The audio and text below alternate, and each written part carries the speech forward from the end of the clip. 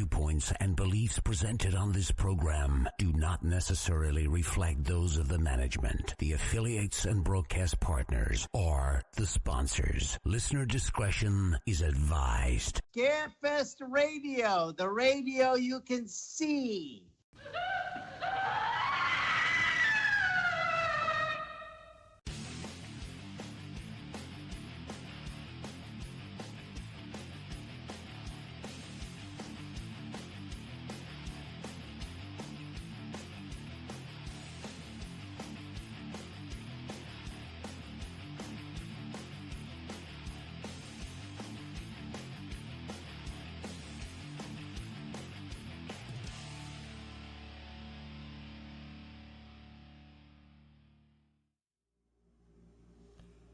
And good evening, everyone, and welcome to Scarefest Television.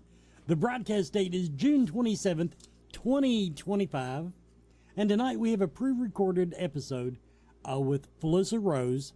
Felissa just stays really busy on the road, and I've been wanting to interview her for years. She hasn't been on the she's been on the show many times, but she's just been too busy. But this time, we pinned her down, and we got an interview with her.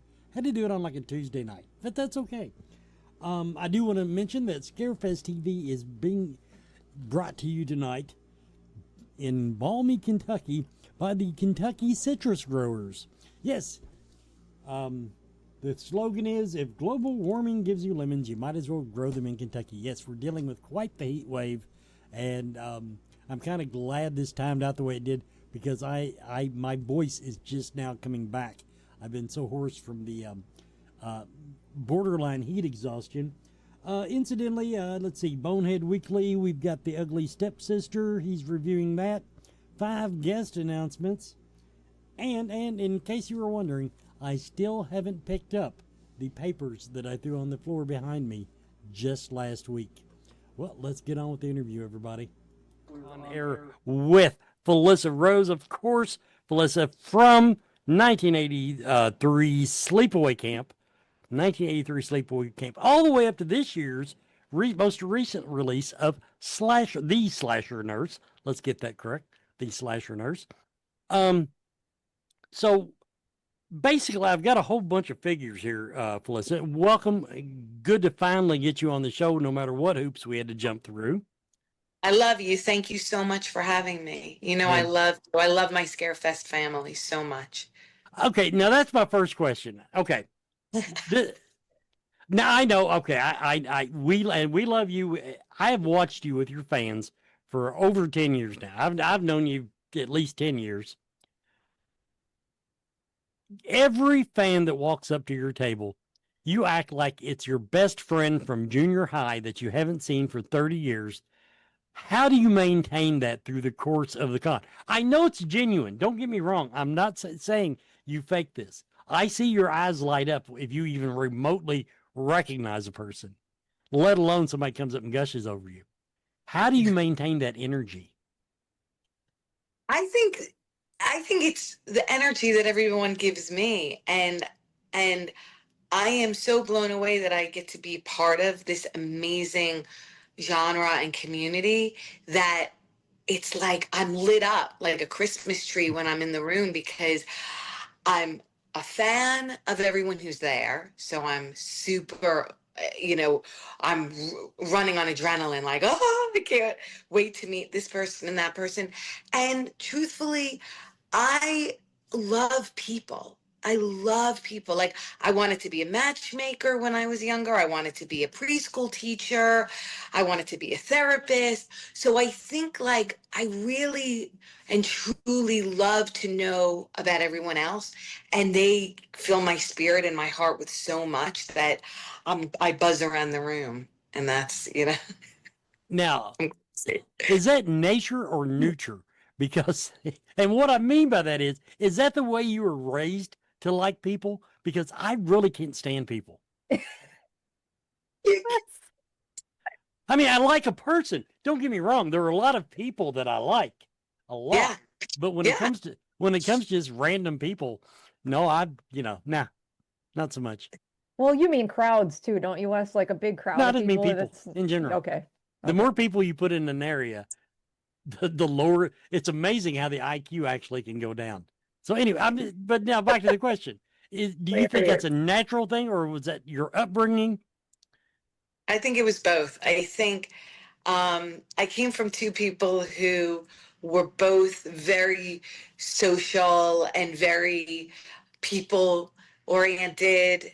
They were just great. I mean, my dad sadly died when I was 20, but he was the life of the party. I really learned hard from him, like, live every moment, love every moment. And my mom the same. They were just great. My mom is my best friend, and I don't know. It was just the environment, and they were both happy-go-lucky people. See, now, That's awesome. my mom can talk to anyone, annoyingly so. I mean, if you go to the grocery store, she's telling people about her life 30 years ago. She's one of those people. I'm not. Mm-hmm. No, I just, I That's what makes the world so beautiful. What makes the world go round and what makes the world so beautiful is that we're not alike. Because I learn from you, and, we all learn from each other and grow together and experience together. And that's what makes the world so fantastic. If we were all the same, I don't want to be around people who are like me. That would be boring and annoying.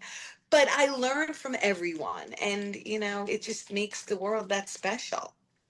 Okay, I'm going to let Barb take over now with some serious questions, although I do actually have a serious discussion coming up.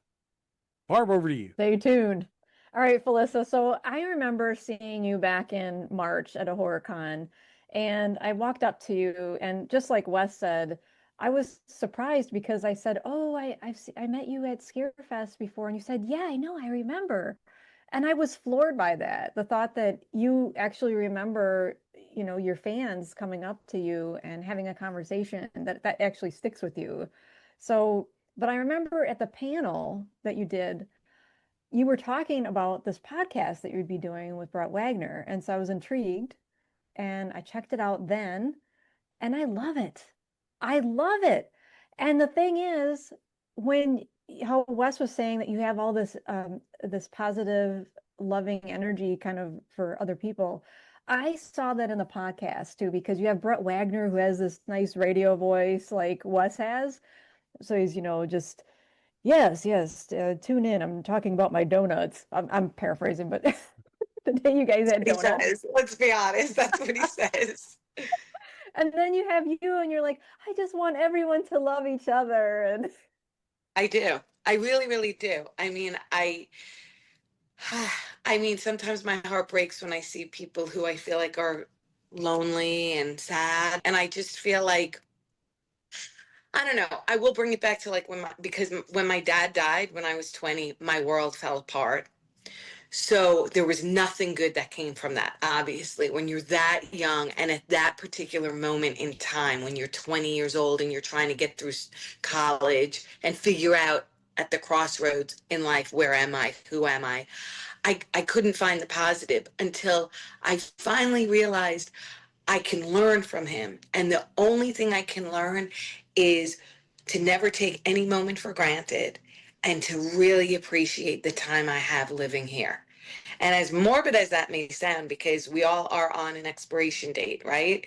It's really super important for us to recognize and take into consideration that each moment is a very special gift, and it is the present.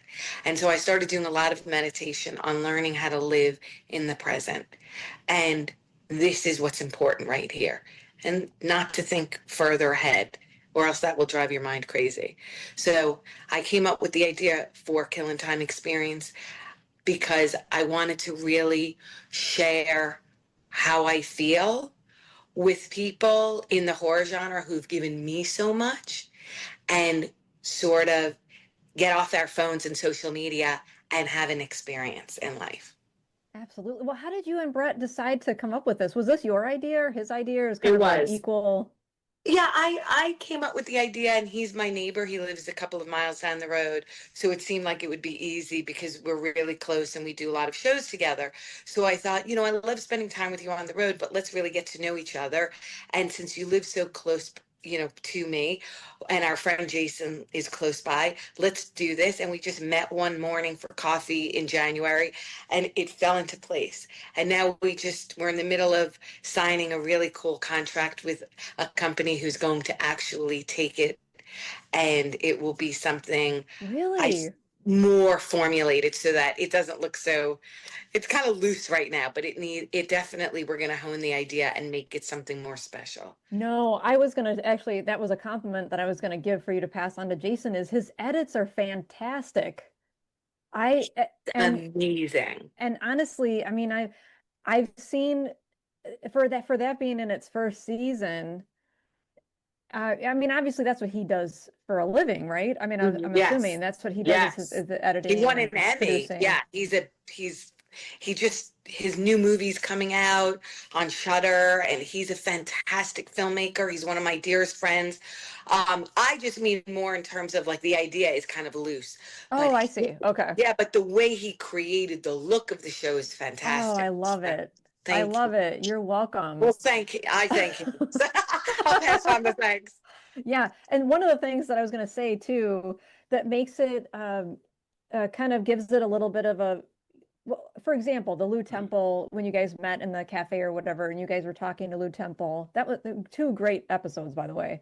And so when you guys are in the cafe, but then it breaks away, and then it's just you and Brett kind of talking, just in another casual setting, and then a little bit later it goes back to you three, in the cafe. So I really liked that. It just, yeah, I like that style, that format. It really, I thought, played well. So just some feedback, Thank I you guess. so much for that. That's very important. Yeah. And we want it to be, excuse my dog, I live in a zoo. I have a lot of animals. I rescue every animal I see on the That's street. okay. Wes and I, we have an animal or two, so. Oh my God. It's like I'm almost unable to walk into my house. I'm like, but with that, yes, the show is just something that's from my heart. We're both passionate. We're all three passionate about it. And we just kind of want to share the emotional life that runs through the horror genre. Absolutely. Was there anyone that you were, I mean, you've had Dave Sheridan on there, you've had Lou Temple, Duvall. John Abrams. Yeah. So you've had a really nice set of people. Now, about a month ago, I think it was when the season finale for season 1, I should say, dropped. So now, do you guys have any indication of when season 2 will begin?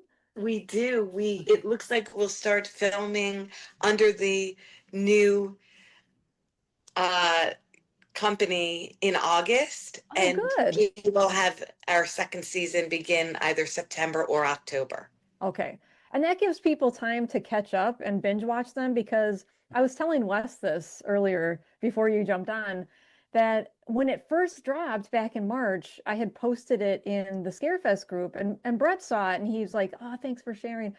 And so I saw the 3 as they dropped, and then I don't know, something happened. I must have seen something shiny because there was no notifications telling me when the other ones dropped. Let's see.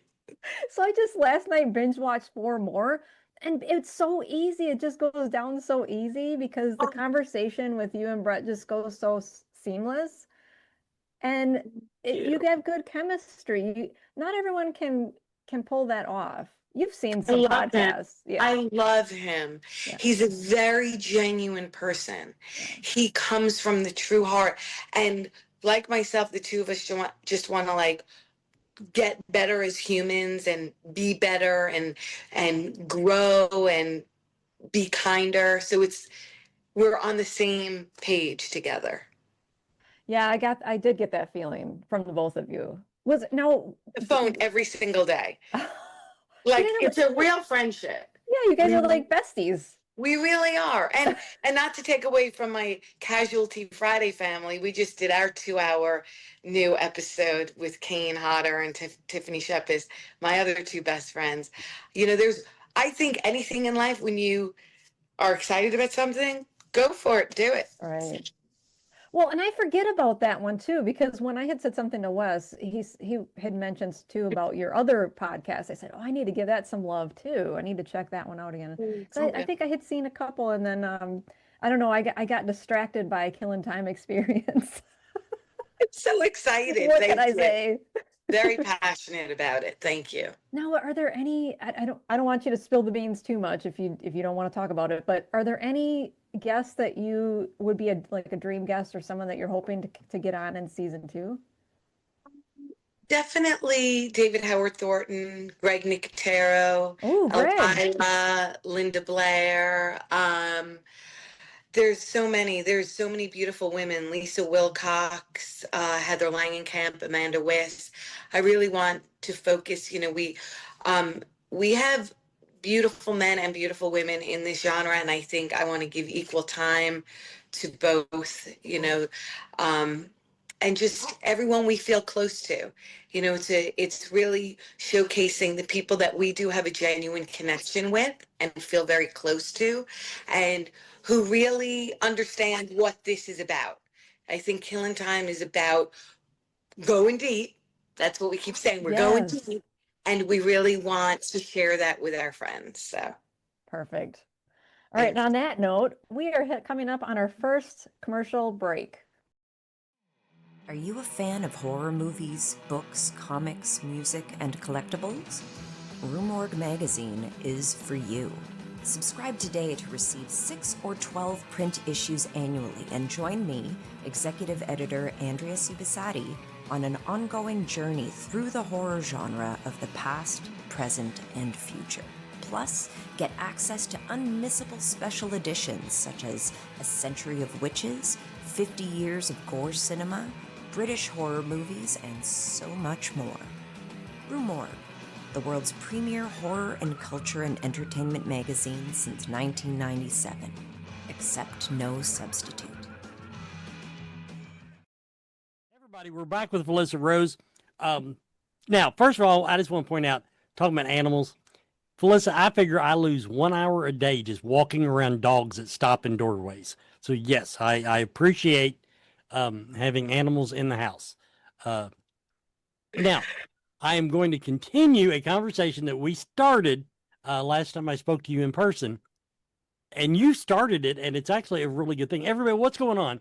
Felissa she may have drunk texted it, but it is the truth. She is going to help me get some famous female horror guest on the show so that we can kind of get into the female psyche in the horror industry. Remember offering me that? Yes. Okay. We sat for a while and we started going over names.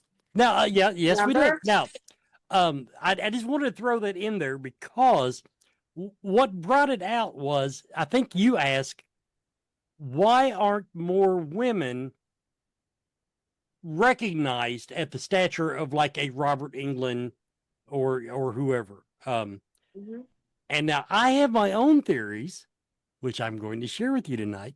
One I already threw at you, and it's I'm going to call it the Charlize Theron effect.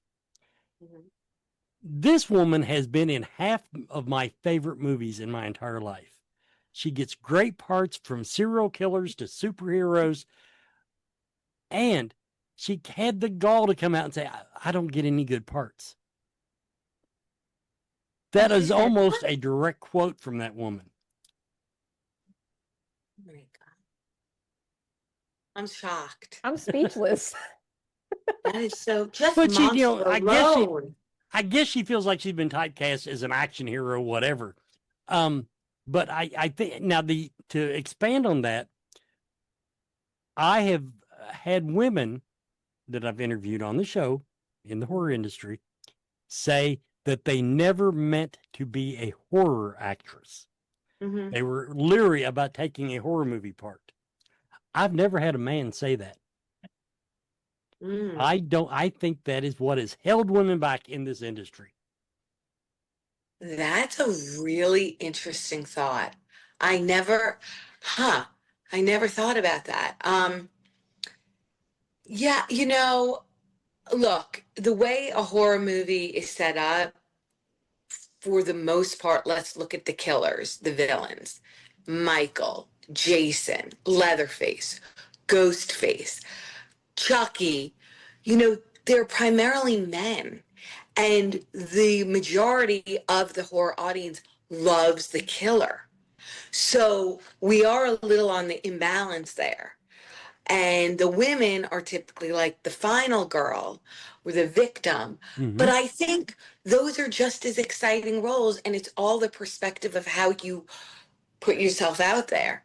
Mhm. I think you have to just really push through. I know I can speak for myself. I got, Sleepaway Camp is not a mainstream horror movie. I did not have a Friday the 13th banner or a Halloween banner or a Chucky banner. I have Sleepaway Camp, which was a very under the radar. So I had to really push. But I was fortunate that I played the killer. So I had a little bit more of a leg up because I play killer. So I think women just in general, we just, we fight a little bit harder, and that's good for us. I like that. I like a challenge. I want to get out there and fight for it. And now with some movies I'm producing, I love to have some women, more women in these roles. Now, I want to expand on that.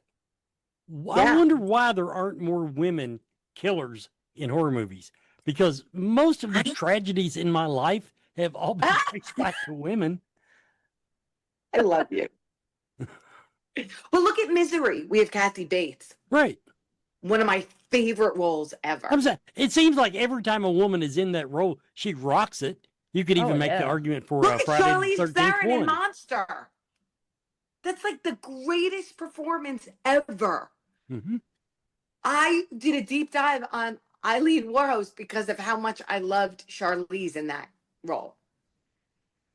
Well, you know what I was going to say too about the role for Sleepaway Camp, which is something that we found out, or I found out when I was going to do the double feature with Wes, was it was originally supposed to be a male character that was going to be the killer. And then they changed it, and then it ended up being... In Sleepaway Camp? Yes. I didn't know that. Spoiler alert, it was supposed to be Ricky at first. Yeah, I found that out when I was down a rabbit hole on Google. Yeah. And you can't believe everything you hear on the internet, I never knew that. That is true, but I will say I believe it. I believe it because the part where the door is open and Judy's about to bite it, you can see it looks like Ricky standing there. Yeah, it is. Well, it is him. It is. Yeah, it's him and his hand. They used his hands. I was 13. He was older. Yeah. I think had they used my hands, it would give it away because it would. Smaller. Yeah, and his were kind of, But I thought that was interesting since you guys are talking about the gender thing, like male and female versus, who's going to get that killer role. Mm-hmm. And they really were making it look like, he's got anger issues and he's... Yes. But that would have deprived us of a classic scene that this lady right here has posed for 1,000,000 times. But I think she has fun with it, don't you, Felissa? I love it. I always say I'm so grateful for it. I'll be really sad the day I'm not doing it. But you know who the real villain is in Sleepaway Camp? Aunt Martha.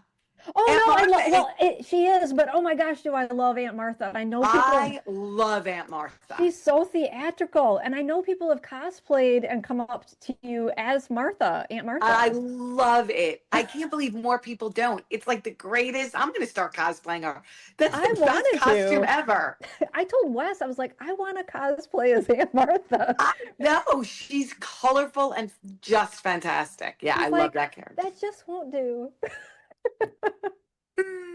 Well, and then here's something else. So, in the course of, I had told Wes this too, but everyone back then, when it first came out, the ending was so, but nowadays in the world that we live in, I was like, oh.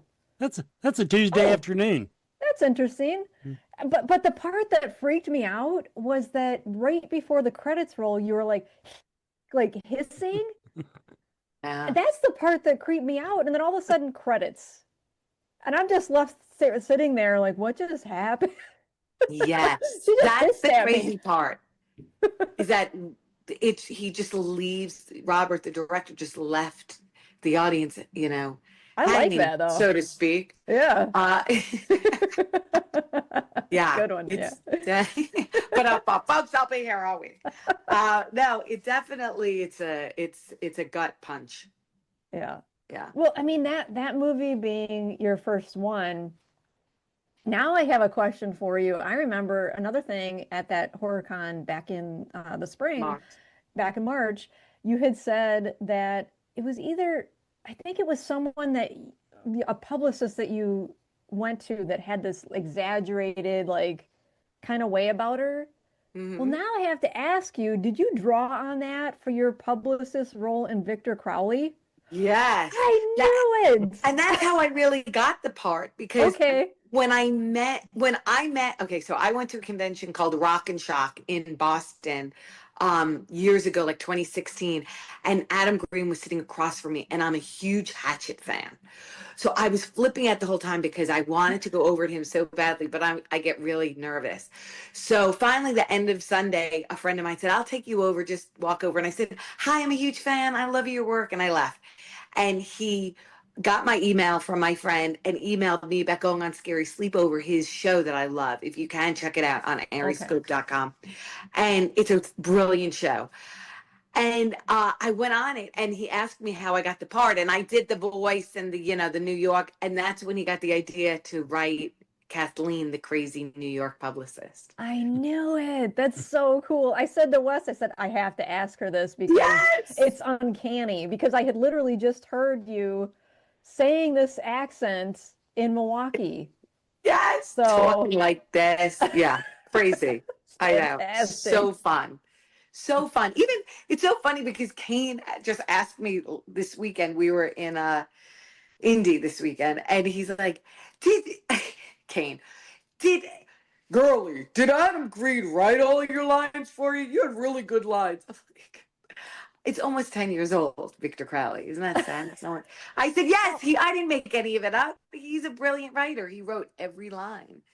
And I was so fortunate. It was a great character.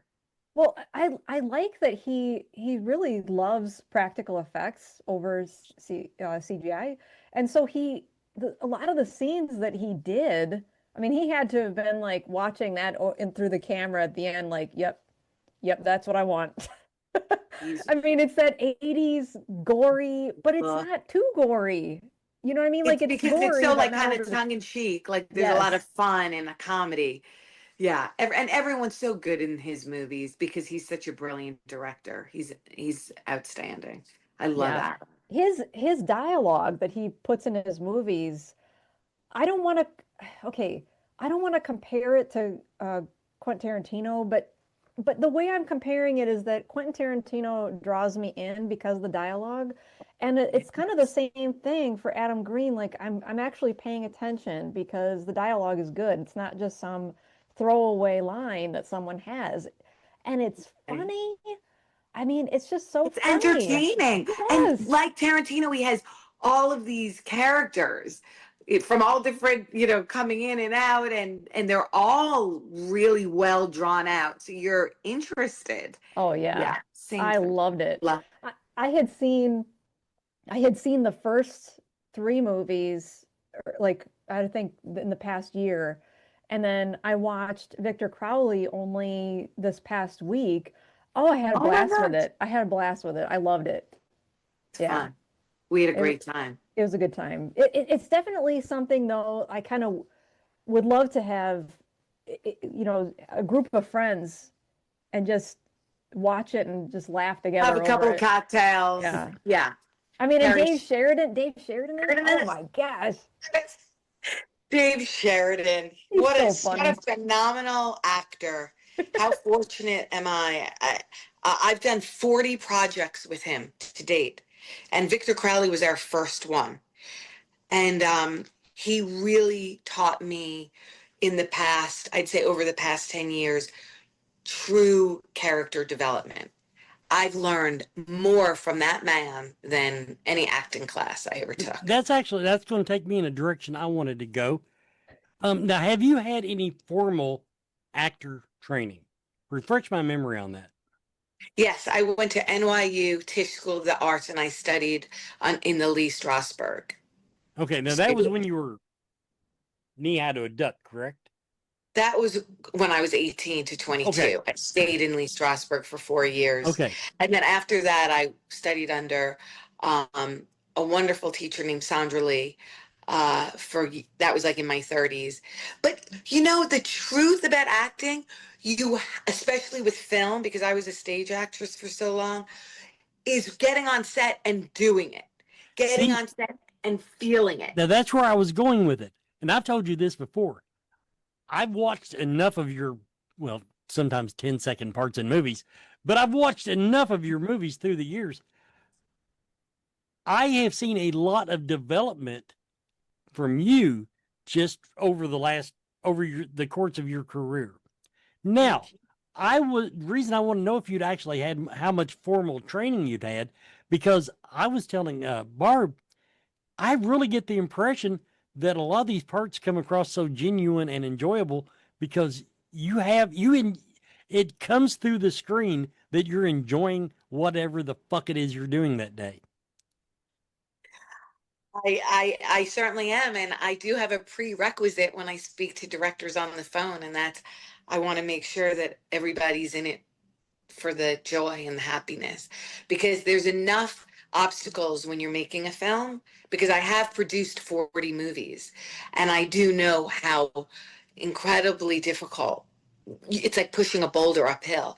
And so when you put your team together and you put people together, you really want to make sure that even when you come across the problems and whatnot, everyone is there for the right reasons, which is we're making a movie and we're going to have a really good time and we're super grateful to be there.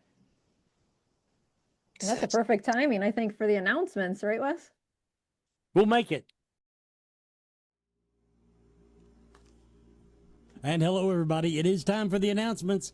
The first one is just going to tickle a bunch of you just pink. Absolutely pink.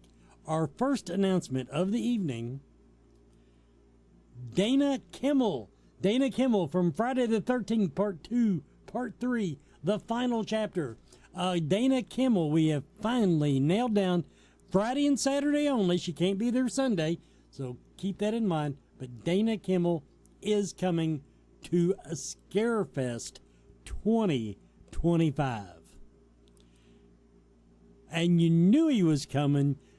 It's a done deal. We finally did all the dotted the I's and crossed the T's. R.A. Mihailoff. R.A. Mihailoff, of course,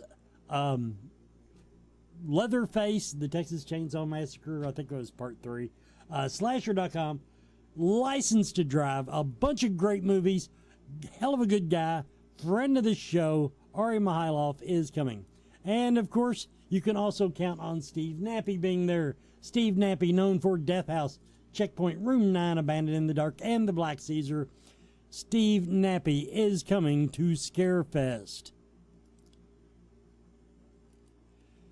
And the Booth Brothers, let's just go ahead and do the hat trick here. Get all of our regulars in. Christopher and Philip Booth. Although funny story. Now when you Google them, they're best known for that damn song, Ulterior Motives. Not that it's not. It's a wonder. I'm sure it's a wonderful song. But all their film stuff and Wikipedia says best known for the 1986 song Ulterior Motives, which I think is just hilarious. And here's a surprise for you. How about Angry Grandma? Angry Grandma with Jake the Prankster. They are coming to Scarefest 2025. Angry Grandma is the internet's most unapologetical, unfiltered grandmother who skyrocketed to viral fame through her wildly hilarious YouTube prank videos with her grandson Jake. With over 8 million followers across social media, she never holds back, especially when Jake is behind the chaos. Whether she's yelling at the TV, hunting Bigfoot, or breaking into Area 51 to rescue the cow, that she's convinced aliens have abducted. Angry Grandma delivers raw, unfiltered comedy gold in every scene. Of course, Jake is a mastermind behind the madness and the loving grandson of Angry Grandma. As the brains behind the viral prank videos, Jake has built a massive online following by capturing his grandma's unfiltered reactions to his outrageous antics. Okay, we got some reminders here. Tickets are on sale for the Warrens Museum After Dark Ghost Investigation. Friday night, you'll be hunting with Dave Schrader. Dave Schrader will be chaperoning you.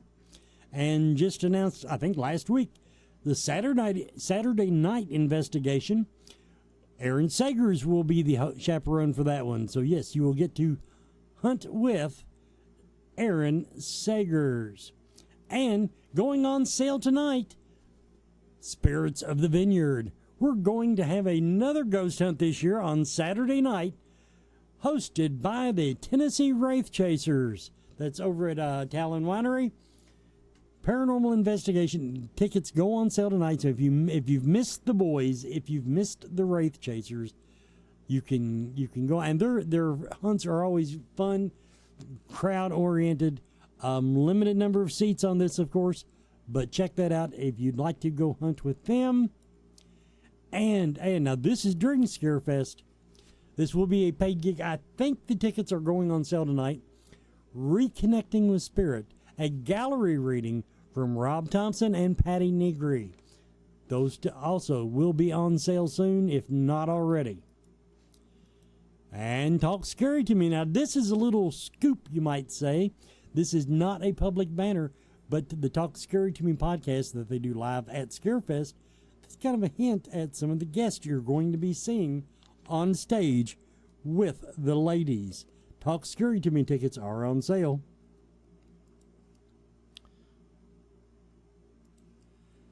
And little quick reminder here, Sunday is Kids Day at the Scarefest. Kids Day at the Scarefest on Sunday. Kids, of course, 12 and under get in free all weekend, but we got a lot of stuff planned for them on Sunday. And the Central Kentucky Mystical Market, this month has passed. July's dates will be the 19th and 20th. Saturday, 11 to 5, Sunday, 11 to 5, 19th and 20th. Central Kentucky's premier psychic and artist market. And finally, don't forget our double feature for the night. Oops, I got a little mess. Quit that. Okay. I added the little at sign so that you can find the thing. Hey, the double feature tonight for Fear of the Talking Heads is myself and Barb speaking about a couple of Felissa Rose's movies, in particular Sleepaway Camp and Victor Crowley. Go on YouTube, search for at Fear the Talking Heads. Now, back to the show. Okay, everybody, we're back with our pre-recorded episode with Felissa Rose. Now, you just brought it up last segment. You've produced several movies. You've actually got 35 producer credits at this point. I'll throw the easy one out first. What do you like better, acting or producing? You know, for such a long time, I was like, oh, I don't know, because I love I love them both, and they're both so different, and they both fill me up with a lot of joy and excitement. The producing side is a lot more pressure in terms of you're kind of running the show from soup to nuts and making sure everything is smooth, and there's a lot that goes into it. So it's a pressure cooker, and I love being in that kind of scenario. But acting is that's my craft, and I really enjoy creating a character. So with that being said, I don't know, they're both kind of equally my loves, and right now I have a bunch on the horizon that I'm producing, a bunch that I'm acting, and a bunch I'm doing both. So I'm very fulfilled. Now, okay, does this mean not knowing a damn thing about Hollywood or making movies or really anything beyond my little podcast here? What as a producer, what all you kind of gave us a shotgun look at it there. What all are you responsible for typically on the dealing with a movie as I mean, producer? as the producer, you're pretty much responsible for all of it. You typically, it's a project that came to you. So you're making sure you and the director are working in tandem and making sure you have the right crew. When I produce, I most of the time cast the movie. So that's putting all the actors together, finding the locations, getting the catering, feeding everybody, flying people out, getting contracts ready, getting the insurance, making sure you have the right team. I love working with great friends. I love working with people I know and trust and uh, who want to be there, who are there for the right reasons, who are genuinely happy and supportive of this project. So every project is different. Every film has many different facets that you are responsible for, but I love them all, and taught me a lot. They've taught me a lot. They've taught me a lot about myself. They've given me the skill set to keep going. They've been exciting. They've been rewarding. They've been hard, but I love every second of it. Hey, Wes, everything that she just said, that sounds like a lot what Adrian does. Yeah, but It's Adrian's like not famous, so calling all Adrian is famous. don't Hey, give her any more credit than she already gets. It's exactly I always liken it to being a parent, being a wedding coordinator. yeah, You're putting the pot together with all the ingredients, and you have to make sure it's gonna do what it's supposed to do, and make sure who's hungry, right. who's crying, who's angry, whose flight got delayed. Yes.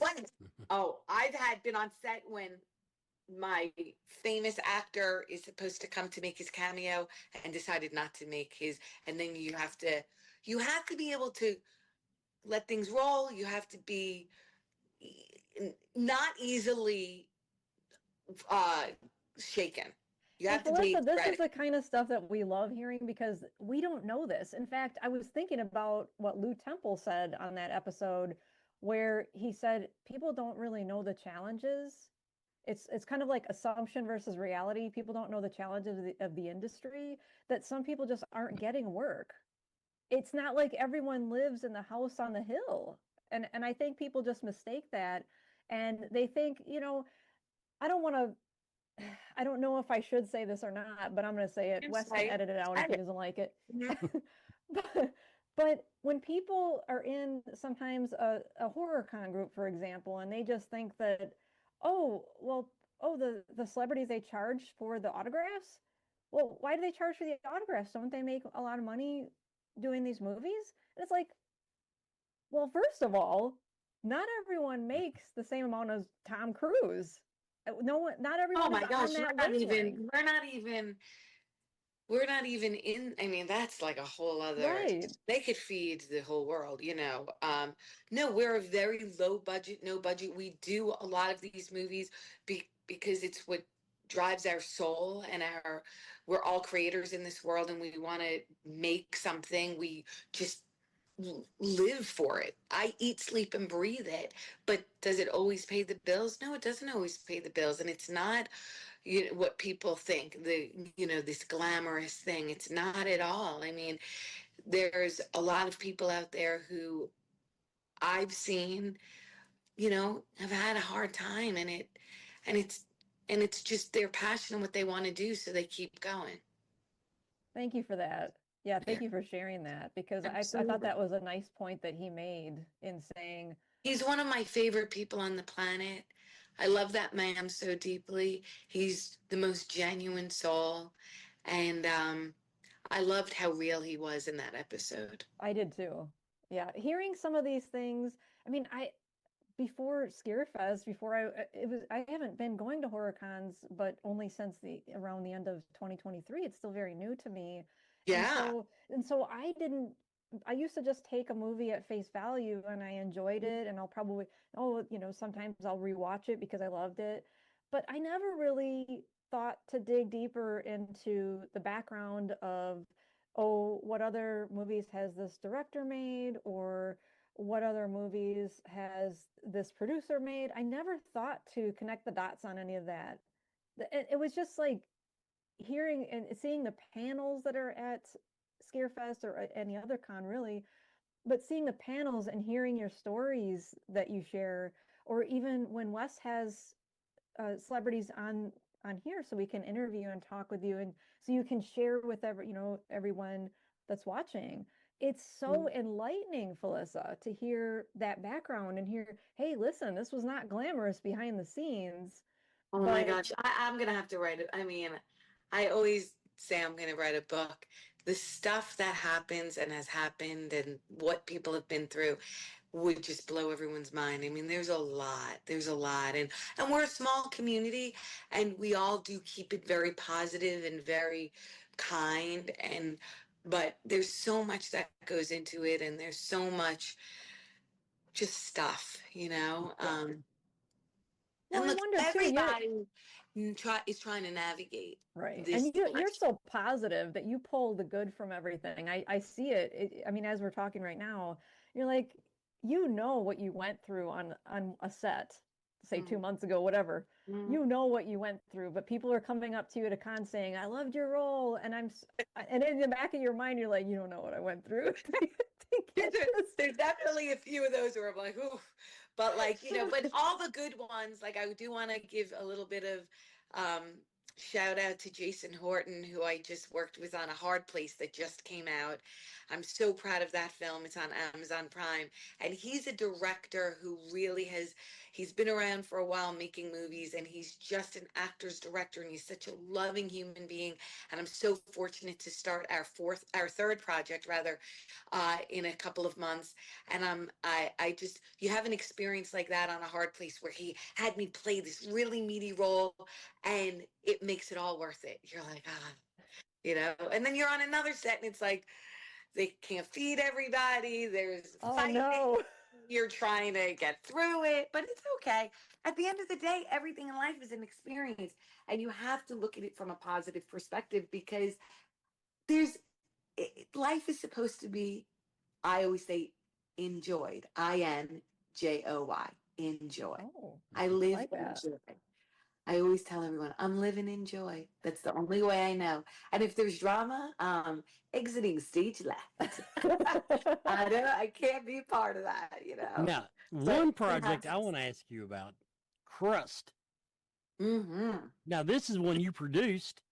Yes. And you acted in, and I looked at the cast on it. That was some major juggling there. I can't wait to see it. I have not seen it, but that, first of all, it sounds like it's a hell of a good concept for the movie, what I read on it. And that movie was created and written by Sean Whalen, and he cast that film because that was his baby, and I was the crew side. He really wanted that movie to be peppered with all of his amazing actor friends. Well, like Alan Roth. I think he did it. Yes. Yeah. Oh, I wanted to ask you, so the movie, The Slasher Nurse, is there anything you can tell us without spoilers about your character? Well, I'll just say there might be something duplicitous about her. Oh. So you might not really what you see, what you're not seeing, what you might see. And there's a filmmaker named Dave Kerr who I'm obsessed with. I started with him, I'll say 2019 on Bloody Summer Camp.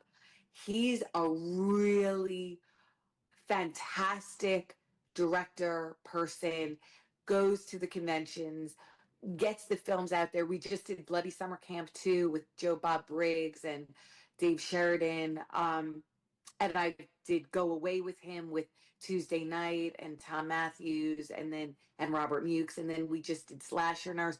He's just going. He's going for it because he's amazing. He's just a fantastic person. That's awesome that you have a good working relationship. Love. I mean, I was going to ask too about directors, as far as directors that are memorable to you that you would definitely work with again, or that you would say, hey, you have to look up his work because he's done other things. So he's one, obviously. Are there any Yeah, others that you think of? it's so funny you say this because um, I was at Days of the Dead the other day, and there were 5 directors at the convention, and I have worked a couple of times with each of them, and I was like really happy about that because most of my films are repeats with the same teams. So yeah, I'm working with James Dean. I did Triple Xmas with him. I did Down the Long River, and now I'm doing a 3rd film with him. I worked with Sean Heights. We have a movie, Area 5150, coming out in a couple of months. I'm super excited. Um, Michael Levy, who I did Terrifier 2 and Stream with. I love him. I'm so proud of Stream. Like I said, Jason Horton, I did Craving with. I did Hard Place, and now I'm doing Apex Predators Club. We're already talking about the next one after Apex Predators Club. So I feel like with this medium, this film medium, when you find people you genuinely love, they're your people, they're your tribe. You want to continue, you want to stay with them forever. Oh yeah, in the horror community, there's nothing tops the horror community. Nothing in the world. It's so tight knit. I love it. It is. And on that note, I think it is time for the Bonehead review, right, Wes? Hey, Scarefest fans, this is Joe Lewis of Bonehead Weekly with this week's review of a movie that is a Shudder exclusive. And to go ahead and warn you, it does have subtitles. It is The Ugly Stepsister. It's a Norwegian film. And I never read the Ugly Stepsister books by Gregory Maguire. You would know his work as he's the guy that actually wrote Wicked, the book, before it became whatever it is now. But I know that it looks at the lens from the Ugly Stepsister's point of view, and this kind of does too. Actually, it's told completely through the Ugly Stepsister, the oldest one's point of view. So what the story is basically like Cinderella. Her mother marries this guy that she thinks is rich. This guy has a beautiful daughter, call her Cinderella. The ugly stepsister's name's Elvira. Marries her. She's kind of pudgy, yada, yada, yada. You know the whole thing. Guy dies. Stepmom finds out that she married a guy that didn't have any money. She doesn't have any money because she married him for the money, because that's what people did back then. That's what people do sometimes right now. So she has to get her daughter, her oldest one, who's of age, ready because a ball's coming up, and the prince is going to pick his wife from this ball. This movie is kind of a horror film. It's listed as a horror film. Of course, it's on Shudder. It's not, but it's very horrific. Okay, trigger warnings, but I love certain scenes. If you ever wanted to see what 17th, 18th century plastic surgery looks like, this is the movie for you. Not a pleasant thing. If you ever wanted to see how a tapeworm can go wrong, this is the movie for you. It also has some explicit sex scenes in it. Not quite porn, but way past that Skinamax thing. If you're of a certain age, you remember. Did I enjoy the movie? Yes, it was great. The only problem was it took me a few days because I couldn't just do something else because of the subtitles. You had to pay attention. You got into it. Everyone in it is really good. And there are to me, she's not a villain, and neither is Cinderella. None of these people are villains. They're just, as Vincent Price would say, besieged by their fate. They're very much besieged by their fate and trying to make the best that they can. And they're not nice people, but they're not, I don't think there's not like ill intent, right? She wants to marry a prince. She's been told that's what she should do. She should marry well and get a husband and have some money and save the family. And of course, when the father dies, well, then that puts her and her new stepsister at odds. It just is what it is, which I hate, is a phrase I hate saying, but I really enjoyed the movie. It's very much a realistic viewpoint of how that would go up until the last 5 or 10 minutes. That's a little tough. It's a little tough to the way that the Cinderella's dress gets made is like, okay. It's a little tough of certain thing that she does to her feet towards the end of, I don't know that I'd do that, but she went so far with eyelids and nose. Oh, wait till you see this. So if you have Shudder, you should totally check out The Ugly Stepsister. I do highly recommend it. I enjoyed the movie quite a bit. It talks so much about gender and society, and not only that, but class. And it's a fantastic movie, Norwegian. go on Shudder and check out The Ugly Stepsister. This has been Joe Lewis of Bonehead Weekly. Toodles. All right, my last question for you. Oh, Well, I have we're a not going to question keep you for here it, all too. night. come here. If pretend for a moment that I am a big Hollywood director Okay. and you're wanting to impress the fuck out of me. You are. I'm sorry. Go ahead. You're a big Hollywood director. And you're wanting to impress me. What movie of yours would you point to say that's my acting chops? Don't have to be your favorite movie. I'm just talking about the role that you feel like you did the best in. I probably asked you this before, but since you do like 50 fucking movies a year, this could change, you know. 162. 162. It's funny IMDb. that you're saying this because Dave Sheridan was saying this to me at the last convention this weekend that he wants to put a reel together, and he said he was mentioning the films that give a great idea of my different roles. So obviously Victor Crowley is comedy, is more my comedy chops. Then you have A Hard Place, which is like crazy intense, over the top, like insane. I play an Appalachian woman. Something no one would cast me in. It was written for a man, but Jason Horton gave me this opportunity. Then there's Forest Hills with Shelley Duvall, the beautiful late Shelley Duvall, where I play a doctor, and it's I'm in it not for a long time, but it's a poignant role, and it's quiet. Then you have New Year's Eve, where Dave and I are over the top comedy, fun, laughing, doing crazy stuff. And I have a new movie coming out called Dark Circles, where I play like just, I don't even know what you'd call her. She's out of her mind. This therapist, like sort of an ethereal, wild, like, so those are all the different colors. I would want to give different shades of my rainbow to someone. I gotta hear your Appalachian accent. My Appalachian accent. Where is my baby girl? It was so fun. I had to really study that. That was hard. And what was that one? What was the name of that one? A Hard Place. Okay. I'm writing this down because I need some more Felissa Thank movies. you. Aw, Okay. thank Yeah, that was the one I would have watched, but I would have had to pay $3 for it. I'll give you the $3. I was gonna say, what watch it. Wes is a cheapskate. So here's the thing. I understand that. I said to him, for our double feature, I need you to either watch Victor Crowley, which I didn't even know he had already seen it, but he did a rewatch. But Victor Crowley, I said, or Stream. I said, because I haven't seen that yet, and I've heard such good things, and so I want to see it. I'm gonna see it without Wes, I guess. Wes will watch it when it's free. And that film is fantastic. It's intellectually stimulating. It takes the genre to a different level with the players betting. Jeffrey Combs, Dee Wallace, Tim Curry, Tony Todd, Danielle Harris, Steve Sheridan, Danny Roebuck, Tim Reed. The list goes on. It's phenomenal. Oh, I know one last question that I wanted to ask you too. I remember you saying on your podcast that you love documentaries, that you're wild about them. Love, obsessed. So I only just watched my first, well, I've seen two documentaries now in the horror realm. One was the making of Rob Zombie's Halloween, which is fantastic. It's 4 hours long, but if you just watch it in like 1 hour segments, it's kind of like a little mini series. And it's on YouTube. So if you are interested in that at all. Yeah. But the other one was the documentary for Monster Squad called Wolfman's Got Nards. I heard that I have not seen it. I'm ready to, I need to watch that. It's really good. I heard great things about it. But I want to know from you if you have a handful of horror documentaries that you've watched that you would recommend to us. I love the rise and fall of the slasher film. Okay.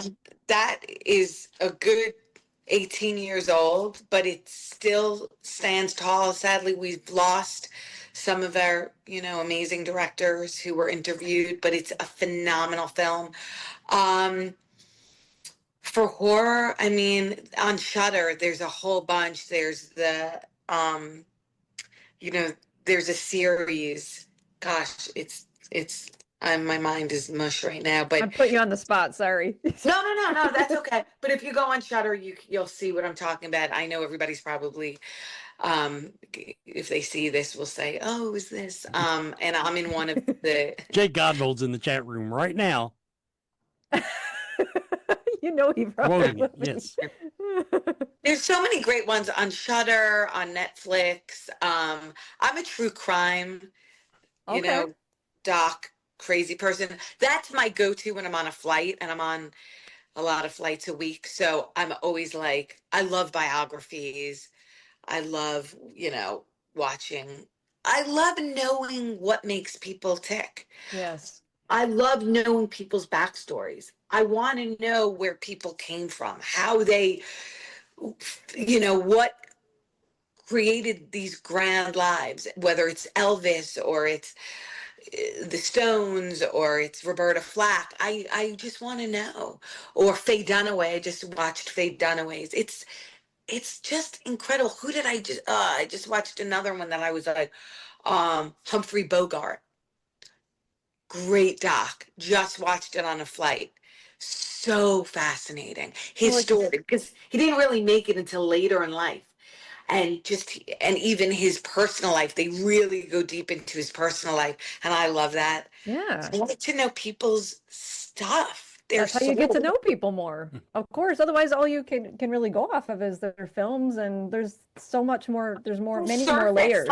Like you see the persona of someone, but I want to know who their mom and dad was, what they did, and what their dog's name was. Right?